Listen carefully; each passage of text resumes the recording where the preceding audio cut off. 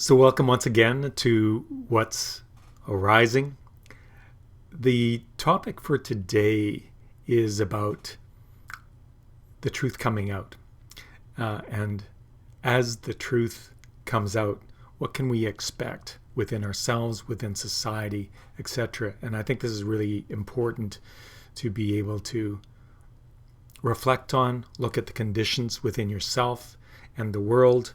Where are you at with your own process and the continuing story of letting go and healing self, and then banding together to create new possibilities for others. The last video was about what is true. This is about as the truth comes out, as we get to know what's really going on behind the scenes, stuff can happen. And another podcast and video in the past was about getting good at grief. And this is going to be touching on grief and the grief cycle and the state of grief in the world. And as before I get into that topic, I will ring my Tibetan bowl 3 times and invite you to connect with yourself, connect inside, imagine connecting to humanity and all that is, and becoming fully present in your body, in your awareness, open-minded, open-hearted, and discerning. What I say in my podcast is not necessarily true. I'm open to changing my mind as I learn more information, but I encourage you to discern, open, find your own insights and your own pathway to what's true in the world, what's true for you, and what's actually true. And I'll ring my bell.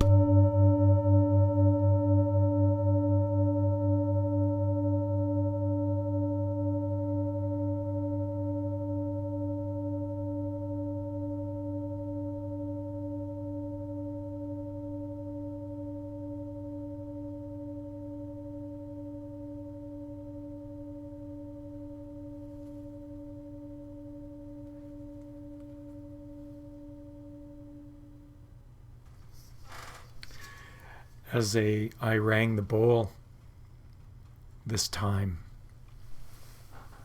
I noticed a sense of sadness or grief and compassion coming up within me.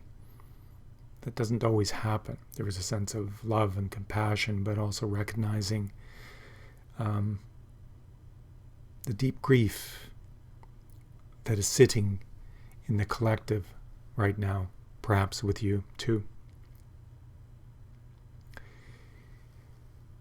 There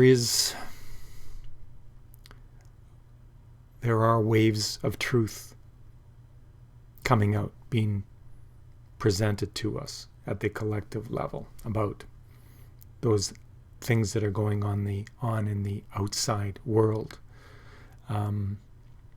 Whistleblowers coming forth and saying this is what the government has been doing, or organizations have been doing, or these people have been doing. So truth is coming out that way with courageous people.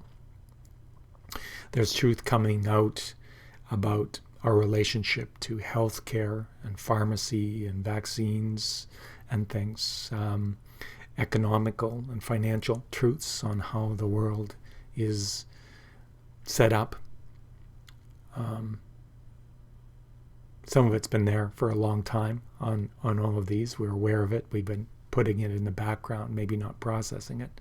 There's lots and lots of different conspiracy theories. Some of them are true, many of them are true, and many are ridiculed and not true. Some of the true ones are ridiculed and pushed away. We'll talk about that.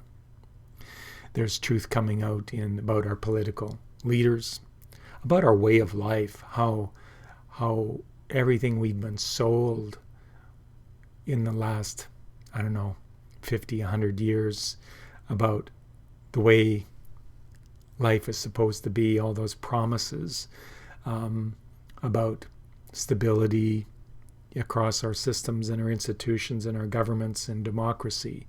Many of those things are crumbling, and we're getting glimpses of this crumbling, this failure. We're getting snippets of truth. If you're listening around climate change, that story is not all true. Certainly there is climate change, but there's things coming out which says, there's some manipulation there too. Our food systems, what's healthy or not, a lot of that has been dribbling out. So what happens when this comes out? And we were unaware of that before. We'll talk about that. And at the same time, there are forces or people that benefit from the lies, from the systems that don't want the truth to come out. They fear retribution and rebellion, and so they're going to fight the truth or distort the truth as much as they can, cover-ups, creating confusion and those kinds of things. And I'll talk more about that. But also our own ego and the shadows within ourselves, the unknown parts of ourselves and our subconscious based on fear, also tries to protect us against seeing and hearing and integrating what's true. A lot of us, we all have, to some extent, resistance to change, resistance to looking at the world with a more open-minded, open-hearted stance to what might be true. We find our stability, whatever that is, and build this protective wall around that and don't let other information in because life is good there, and that's okay. That's okay to resist going to other levels of truth. That's part of our evolution and our expansion. But we can also get stuck and resistant and closed-minded in some of our worldviews, and then that could cause conflict with others. So the ego is quite protective of our truth, the ego of whatever other there is for the you, whether it be the elites or governments. Their system is protective. It has this immune system that doesn't let other ideas in. We have our immune system in our psyche that is careful about what we're exposed to, because that can cause quite a disruption. And that disruption that it protects us against is partly about grief. We've all been in various experiences of grief, whether that be a loved one dying, a loss of a loved one in terms of marriage or divorces, separations, a loss of family members, a loss of way of life. As baby boomers, we're losing everything in a sense. We're going on this pathway to die. Many of our friends have died or are aging. Our body is aging, and there's a grief over that loss. We've Maybe if you have children, your children have left home. There's also joys within this journey in older age, but there's so much letting go that has to happen. During the pandemic, so many people lost health in various ways, either from the vaccination or from COVID or from other diseases that came up. And there is truth exposed, is being exposed around the vaccines, and that may be controversial for some. If you haven't come across or investigated those truths, I may have opened up another grief cycle, or you may shut me down. But that's part of the grief cycle that I'm going to talk about. When we're exposed to change, sometimes even positive change, something has to be let go. We're letting go of old stories, as I talked about in the last podcast. We create a story around something, and those stories become embedded or stuck within us in terms of worldviews sometimes. And an event can shock us out of that way of being and have us question our whole reality around that situation. And about life at various levels. So the first start of a grief cycle is often the news and the shock and the paralysis within this.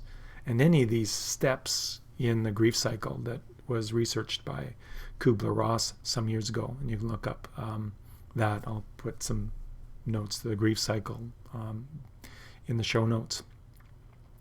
It was well researched that we go through these kinds of phases, some quicker than others. So there's the shock when you just first hear about something. Then there's the whole strategy of denial. No, didn't happen, and pushing it away and stopping it, denying it, trying to get out of it, get back to normalcy, and denying it ever happened. And that's big in our society right now too, this denial, avoidance of the message. Don't want to know. Close my ears. I see, and your eyes. I don't see it. Turn off all the TV, not wanting to hear anything because it's disturbing.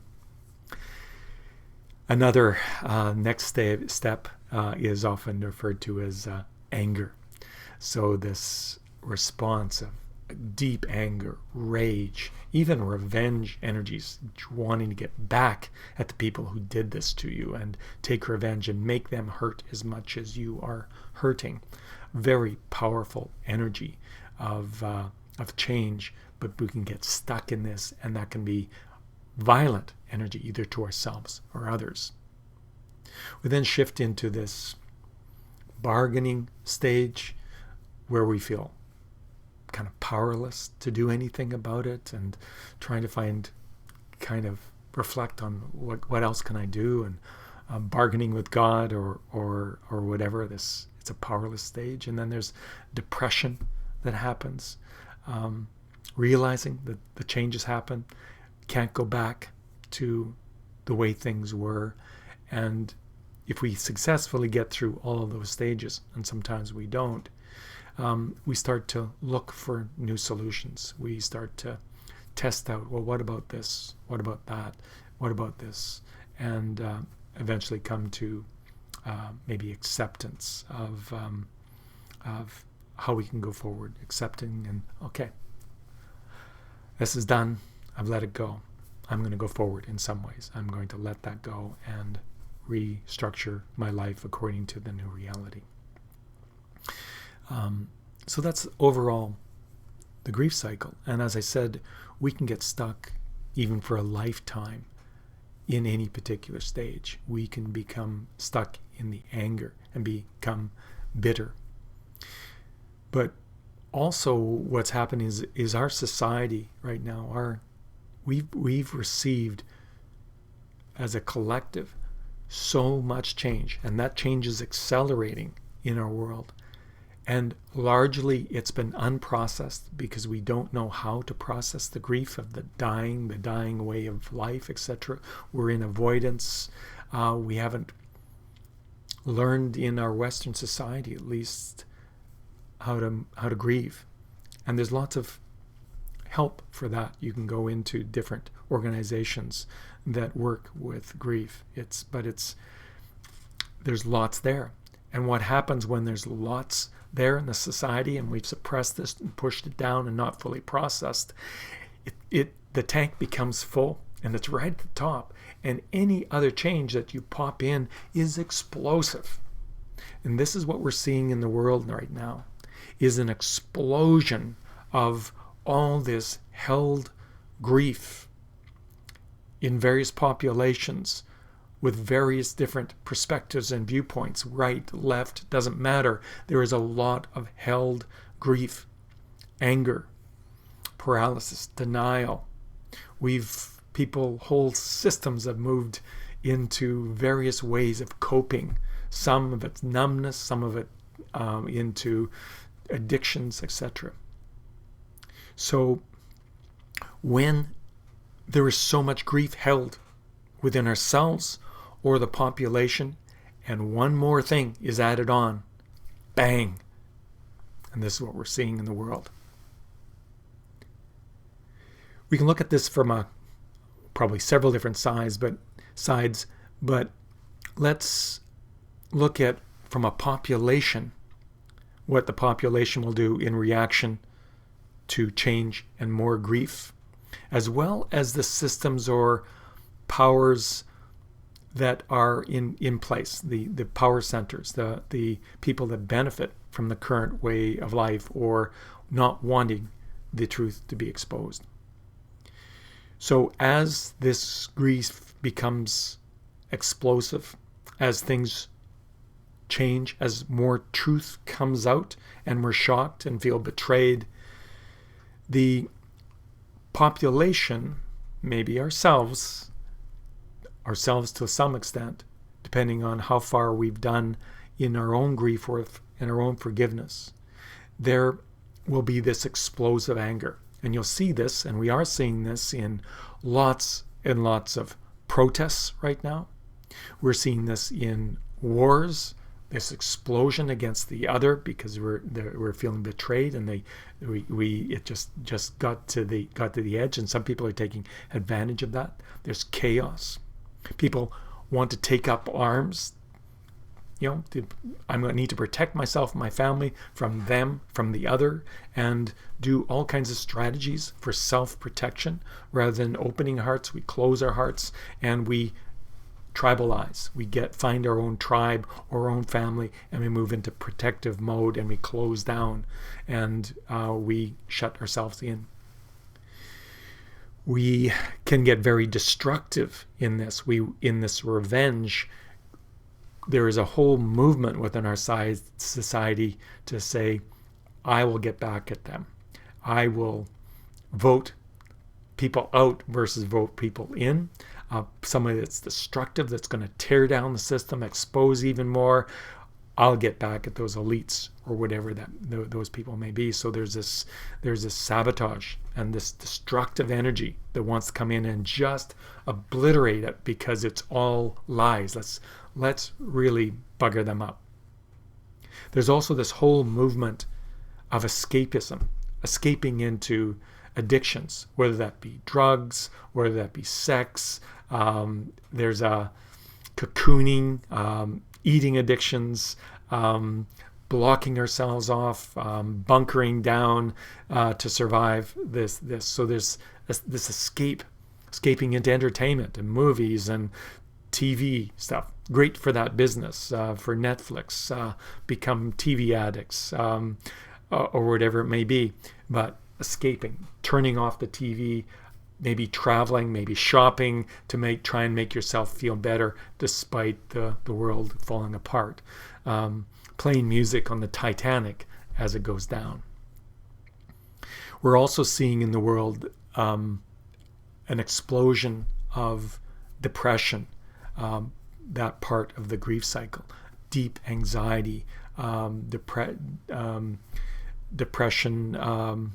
medication on the rise, suicides on the rise. Just let me get out of here. The world is not for me. There's no meaning. It's too painful. There's too much suffering. I can't cope. There's no future. huge explosion of anxiety. What's the use? This powerlessness that is there when we realize that the life that we were sold can no longer be. The world has changed, and I don't know that I have the capacity to continue on. So this real stuckness and withdrawal is another happening out there, and potentially gets much, much worse as more and more truth is exposed, more truth comes out about what has been happening. There is a whole other class also of response to what's happening in the world, especially if you've done the inner work to let go. As something comes up, you heal that, forgive that, let go, release that within yourself, then you're in a different place within this system to help others, to serve others, to form some kind of stability, and to sit in the place of possibility. How can I serve? What can I do now to create positive change versus a spiraling downwards, which it looks like we're doing? But there's also within this opportunity to create a whole new world. And there's many people rising to the top in order to create this new world and bring forth healing to people that are stuck, if they're prepared to take the initiative to change. We can't force anybody out of a grief cycle. Though if we're closed, we're closed. There's no sense spending our energy there. But for those that are open, we can gradually help people open and heal and release and come back to love in some way. In terms of consciousness on the whole, there's, and this will happen with various groups, various individuals within the system, various nations within the systems, tribes. There is a possibility, as I just said, to shift upwards, to grow in consciousness as an individual, to let go of that worldview and become more loving, more empowered, more truthful within ourselves, more authentic. So there is this possibility. There is also the possibility that the stability is a shift downward in our way of being in the world. So we shift downward to, say, from where we are into a deep religious state where it was stable and we had tight control and principles and laws and a religious nature to keep things in balance. It may even shift downwards to a very authoritative, totalitarian state where everything is controlled. So there could be a shift downwards in consciousness. And there could be people working to stabilize the current system, try to keep things the same and stabilize or correct some of the problems within our current society.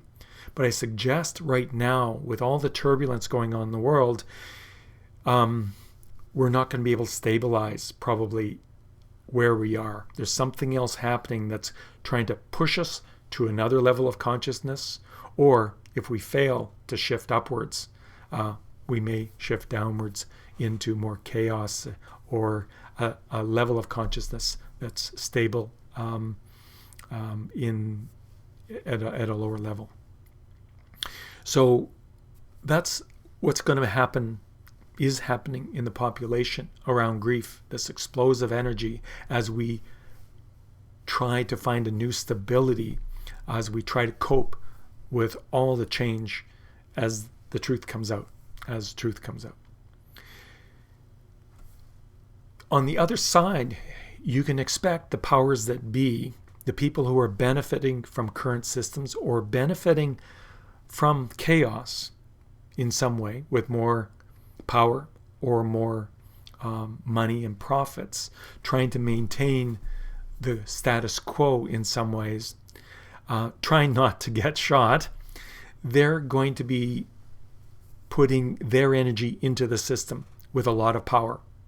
You'll see and are seeing cover-ups. Governments and elites are are using this word misinformation and disinformation to control the messaging, making sure that only certain things come out, and poo-pooing, as that's a expression and sometimes in English, at least in Canada, ridiculing, calling things conspiracy theory, pushing them away, getting a population in confusion in order to not maintain, to get too much momentum around a truth that's emerging, trying to distract people from hearing the truth. Something emerges and it looks like an explosive, a corruption event in the government or something else, and you'll often see some other event which takes the attention away from what is happening here. Look over here. It's a magician's trick. They distract you with something else. You don't see what's actually happening here. And there's a lot of distractive strategies there. A war to distract us from some of the corruption that's going on in the current governments or systems in the world, or elites. And it doesn't have to be elites. It could be anywhere within our social systems. So we see increased surveillance to find those people who are not taking the party line, stepping outside of the conditions. We see this 1984, this Orwellian kind of movement within the elites and power systems to stabilize things. Not a very healthy way to stabilize, but it is a stabilization, and it's not one that I prefer. There are better ways to shift upwards in our consciousness rather than get into a totalitarian authoritative system. But this is one of the energies that's emerging to try to protect the populace from getting out of control, so that we can stabilize and not get hanged as elites. And the messaging will be something like, oh, we'll keep you safe. So there's so much fear out there of the change and what's happening, and so much fear, which is causing all kinds of confusion. And many people will just give up their freedoms just to keep me safe. And we've been seeing this for the last 20, 30 years. Well, longer than that, but even more of this. So technology, AI, to keep you safe, to keep the bad guys away, to stabilize the system. We've got your back, when really, in many cases, they're trying to protect themselves. In some respects, on a positive side, if we sit into their perspective, they're also trying to protect society. If too much truth comes out too fast, then this explosion and the instability in our societies will rise to the top, and will be unable to cope, so it goes into more chaos. So there is a benefit to having it dribble out and getting used to it. But we also have to do our own work and help each other to do our work within this process, because otherwise it just doesn't get processed. It dribbles out and we don't deal with it. Dribbles out, we don't deal with it, and it just gets held in and then finally explodes. Some of us have experienced that in relationships. We have something arise and it's not a big thing. I'll just let that go, and I'll let it go, and I'll let it go, and let it go. And then our partner or spouse says one little thing, a tiny little thing, and there's an explosion and a big fight. But it's all of that history that has come to a head in that one comment or that one action, and we've had enough. So the powers that be, in order to keep us safe, will also have strategies to distract us, to divide us, so that we can't coalesce around that anger, around that depression, around that fight back. So watch for those kinds of things. And as in the last podcast, and even with this, is this true? Continually to ask yourself, what is true? Is this true? Is this a strategy? Is to keep me from the truth, from integrating this? And ask what's true with your own strategy. You'll have your own ego strategies to protect you and protect your worldview and belief system. So question yourself and your motives, or the unconscious motives that is also trying to keep you safe. As above, so below. As below, as above. The collective strategy, society, or groups at the other side of the polarity will try to keep them safe, and with certain strategies, and you yourself, your ego, will try to do this similar kinds of things, distract you, escape, etc. So the elites are doing the same thing that many people, maybe all of us, do to ourselves. Is just happening at a group level rather than an individual level. So what, within all of this, as the truth comes out, what can you do? What can we do to make the blow a little lighter? Well, first of all, the inner work is extremely important. If you're not letting go of those things of the past, if you're not forgiving, surrendering, letting go of that trauma, processing the grief from the past, you will hit an explosive point, and it'll be difficult to handle there. And it's coming at us so fast that you can lose your stability and your sanity to some extent. So personally, it's essential to start doing our inner work, finding our inner balance within all things, cleaning up our health so that we have the physical capacity to deal with things, cleaning up our emotions and our triggers, cleaning up what's in our mind, opening our hearts and mind to other possibilities, getting healthy in a sense is important. Opening our mind so that we don't close our mind and close our hearts as this goes on. The opportunity and possibility within all of this is opening our heart and opening our mind.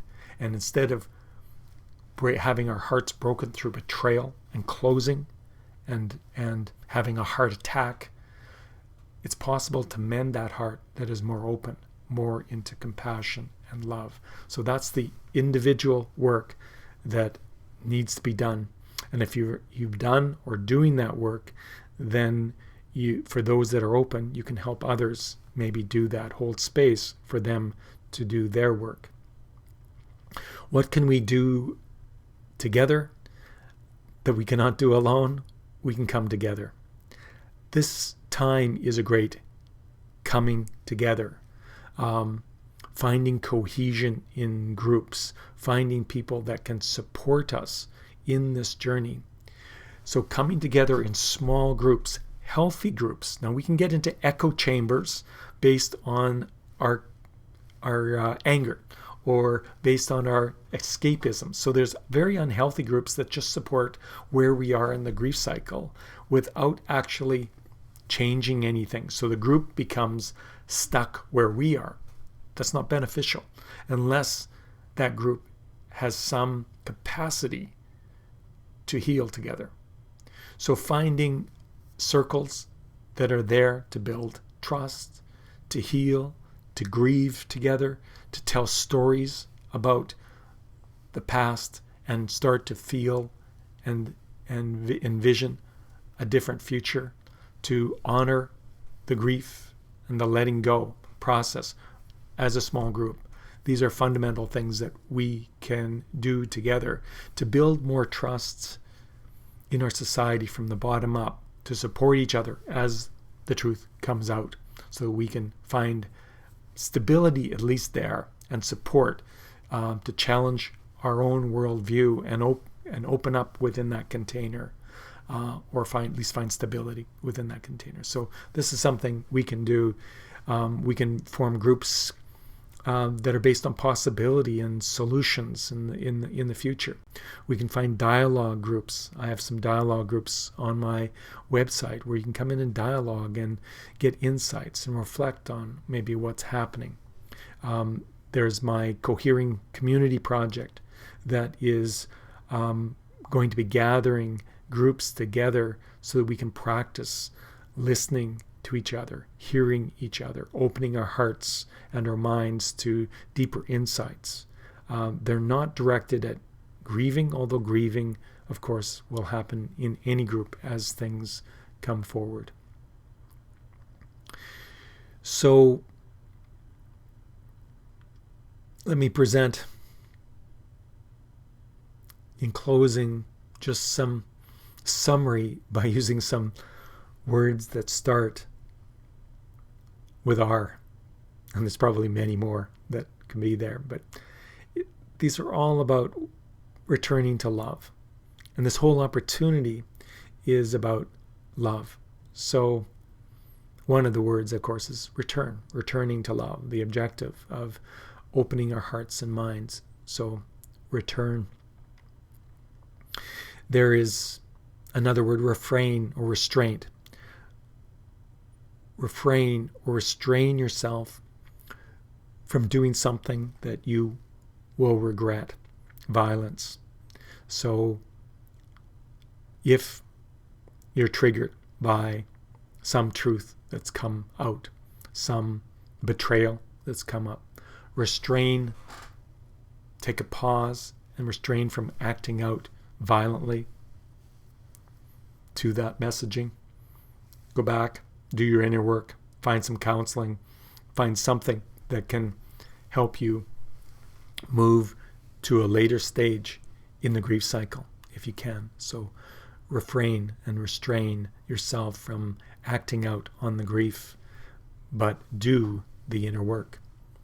Take time for reflection and processing and feeling what you're feeling without shame. Just feel what's there. Be with what's there. Resistance. The rebel in these times is going to be very important. And I'm not saying resist the grief cycle. I'm saying there are times to say no. So there is a resistance energy coming up to say no more. We're not coping with this. No more of this, of the wars that you're creating to distract me. I'm not going to listen to these kinds of things. This restraint and this rebel in loving, healthy ways versus violent ways. No is a strong energy. What do we have to say no to within ourselves or no to outside of ourselves? No to the falling into addictions, as an example. And no to escaping from what's true and really processing what's there. I think there's going to be energies of course, releasing what's there, but energies of revelation. As the truth comes up, we'll get new insights, new revelations, new possibilities of what comes in. So be open to new revelations about how we can create a better world together. And I suggest there's probably going to, within all this, there's going to be various revolutions. And hopefully it's an inner revolution, one based on revolution and evolution with love rather than a physical, violent revolution, which we see so many times in our past. But I suspect that's going to be there too, which is causing even more grief as we cope with the hate and violence that is emerging in the world. So we're moving, and we have this opportunity in this time to move from power over structures, certain people having power over you in our organizations, in our families, in our whole social systems, moving towards a power with, grieving together, finding meaning together, envisioning a new future together, co-creating that future together. This is the uptick, the shift upwards that social systems are trying to get to, a more integrated, loving system. Will we make it? I don't know if we will, but individually, each of us can. through the inner work. So if there's any questions, comments, rebellion against what I've said, please feel free to make comments in the notes below in the comments section. I'll put some links in the show notes, and if you like what I'm saying, please press the like button, subscribe, share it with other people if you think the message will be valuable to others.